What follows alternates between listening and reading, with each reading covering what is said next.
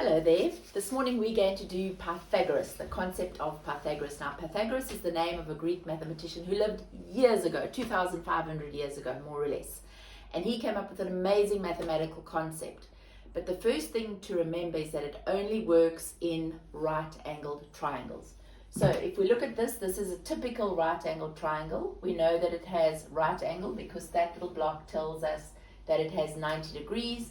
And then we're interested in the length opposite the 90 degrees. Always opposite the 90 degrees is called the hypotenuse, and it's the longest side. So now this is what Pythagoras discovered. He discovered that if you drew a square on each of the sides, the following happened. So let's look here. He drew a square on that side. If that length is 4 centimeters, then this square's area is 4 times 4, which gives us 16. The area on this square is 3 by 3, which is 9.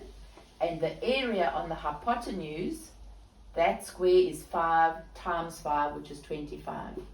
And he obviously played around with this for a long time and discovered that if you add the smaller two lengths together, 9 plus 16, it equals the longest side squared, which is 25, because 9 plus 16 is equal to 25. Now this was a very, very important concept because every single right-angled triangle, this works, irrespective of the size of the triangle. In other words, the squares of the two smaller sides added together always gives you the longest side squared.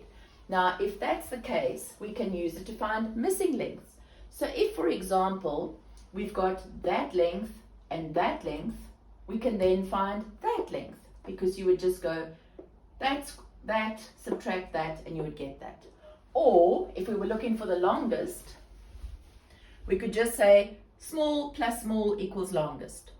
So we could rearrange every single time and we could find a missing length.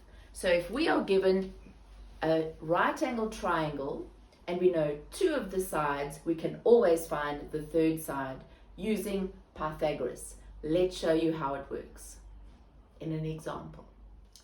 Now to apply Pythagoras' rule or Pythagoras' theorem. Let's always remember it's based on a particular rule or fact, and that fact has to be very clear in our mind before we use any examples. And the fact, remember, is that in any right-angled triangle, the two shorter sides squared and added together gives you the longest side. Now we're not going to physically draw a square each time because that's tedious. So we just remember a square is something times itself. So a squared, which is that, plus b squared is equal to c squared, always. So now if I'm looking for b squared, or if I want to find b squared, it's going to be the longest side, which is the hypotenuse squared, take away the other side, which is a squared. Or if I'm looking for a squared, which is the other shorter side, it's going to be the longest side, which is the hypotenuse squared, take away the other side. Now let's look at two examples. If we do example 1, the first thing to establish is which is the longest side, which is the hypotenuse. And in this right-angled triangle, x is the hypotenuse because it's opposite the 90. So now if I'm looking for the longest side, it's going to be those two squared and added together. So we're going to write that as an equation. X squared, or as a formula, is equal to 4 squared, add 3 squared. And now we just need to do the maths.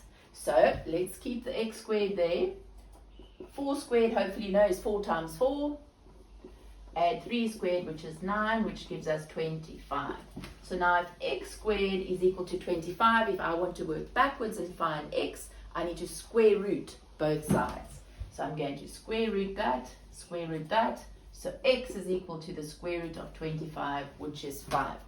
And irrespective of the units, if it's centimeters, millimeters, kilometers, you just fill that in at the end. Let's do one more. Example 2. Now if we look carefully, the longest side is going to be 10. The hypotenuse is 10. So to get to x, which is the unknown, I'm going to have to take the longest side squared. Let's just separate that. So we're going to take the longest side, which is going to be 10 squared, and we need to subtract the other shorter side, which is going to be 8 squared. So we do our maths. 10 squared minus 8 squared is going to be 100 take away 64, which is 36. So if x squared is equal to 36, to get rid of the square, we do the opposite, which is square root. And remember, we always do to both sides. Square root, square root. So x is going to be equal to 6. Once again, the units could be anything. If there are decimals involved, that's fine. We just use our calculator. So the thing with Pythagoras is to remember the rule. And if you remember the rule, you can apply it in any single right angle triangle to find lengths. Not angles, just to find the lengths.